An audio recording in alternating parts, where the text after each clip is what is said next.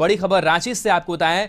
झारखंड के राज्यपाल आज रांची पहुंचेंगे। राजभवन पर सभी की निगाहें टिकी हुई है। चुनाव आयोग ने राज्यपाल को रिपोर्ट भेज दी है।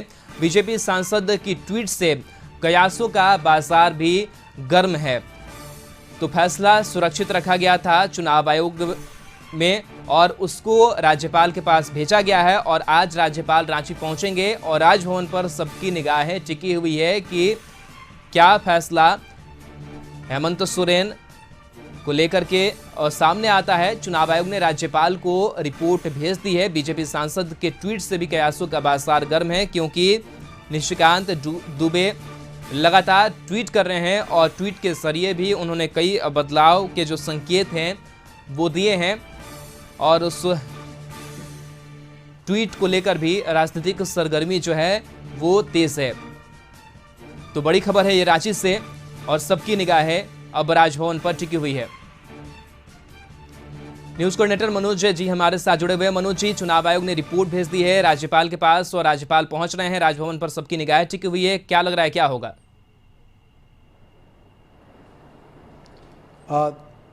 देखिए राहुल, होगा क्या यह तो जो चुनाव आयोग ने जो रिपोर्ट भेजी है उस रिपोर्ट में क्या कुछ है इसके बाद यह तय होगा। लेकिन इतना ज़रूर है कि इसको लेकर के राज्य की राजनीतिक सरगर्मी बढ़ गई है। सारे लोगों की निगाह जो है राजभवन पर टिकी हुई है। राज्यपाल आज दोपहर में 1:15 बजे यहाँ पहुँचेंगे और उसके बाद क्या कुछ सामने आएगा वो तस्वीर जो है वो काफ़ी महत्वपूर्ण होगा। जहाँ तक अगर हम संख्या बल की अगर हम बात करेंगे तो संख्या बल अगर मान लीजिए कि अगर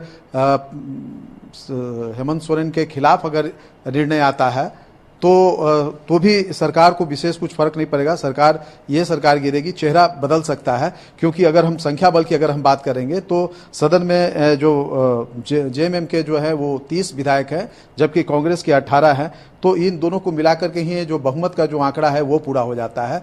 लेकिन अगर कहा जाए अगर प्रतिकूल रहता है रिजल्ट चुनाव आयोग का तो हेमंत सोरेन को वहां से हटना पड़ेगा। इसमें भी कई बात है जो संविधान के जो विशेषज्ञ हैं जिनसे हमारी बातचीत हुई है, जानकारी हमने हासिल की है, उसके मुताबिक मुख्यमंत्री इस्तीफा दे सकते हैं इस स्थिति में और दूसरा कोई चेहरा यहाँ पे सामने में आ सकता है जो कि मुख्यमंत्री की कुर्सी संभालेगा और सरकार महागठबंधन की रह सकती है। एक व्यवस्था ये हो सकती है।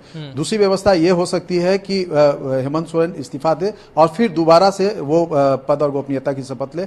क्योंकि अगर उसमें अगर इनको चुनाव लड़ने पे या 5 साल के लिए 4 साल के लिए अगर बार नहीं किया जाएगा तो वो दोबारा फिर से चुनाव लड़ सकते हैं। तो ऐसी स्थिति में वो फिर से दोबारा मुख्यमंत्री बन सकते हैं। तो इस तरीके से कहा जाए संभावनाएं अभी कई हैं। इस संभावनाओं को लेकर के अभी कुछ विशेष तौर पे किसी निष्कर्ष पे नहीं पहुंचा जा सकता है। लेकिन इतना तय है कि इन सारे चीजों को लेकर के राज्य की राजनीतिक जो है काफी गर्मा गई है। खास करके अगर हम भाजपा नेताओं के ट्वीट को देखें, चाहे वो प्रदेश अध्यक्ष दीपक प्रकाश का हो, चाहे गोड्डा के जो सांसद हैं निशिकांत दुबे, उनका ट्वीट हो, जो लगातार ट्वीट्स आ रहे हैं और उन ट्वीट में जो जिन सारे चीजों का जिक्र जिस तरीके से किया जा रहा है, तो एक तरह से कहा जाए ये एक उसको लेकर के और ज्यादा जो है सरगर्मी बढ़ गई है। यहाँ पे सारे लोगों की निगाह राजभवन पे टिकी हुई है। राज्यपाल आते हैं, उसके बाद क्या कुछ होता है। आज का दिन अगर कहा जाए तो झारखंड के लिए काफी महत्वपूर्ण होगा और ये सारी चीजें जो हैं अगले कुछ घंटों में स्पष्ट हो जाएंगी। जी राहुल। चलिए बिल्कुल, तो कुछ इंतजार थोड़ा करना पड़ेगा। बहुत बहुत शुक्रिया फिलहाल तमाम जानकारी के लिए मनोज जी। तो कहीं ना कहीं जो सियासी सरगर्मी है वो बढ़ी हुई है, सबकी नजर निगाहें जो है वो राजभवन पर टिकी हुई है। राज्यपाल पहुंचेंगे और इससे पहले जो ट्वीट सामने आया था निशिकांत दुबे का कि घोषणा थी कि अगस्त पार नहीं होगा, वही हुआ। चुनाव आयोग को का पत्र राज्यपाल जी को पहुंचा और करीब 1 घंटे पहले जो ट्वीट है वो निशिकांत दुबे का यह सामने आया था। बीजेपी के प्रदेश अध्यक्ष हैं, उनका भी ट्वीट सामने आया है। तो बहरहाल लगातार आपको अपडेट हम देते रहेंगे।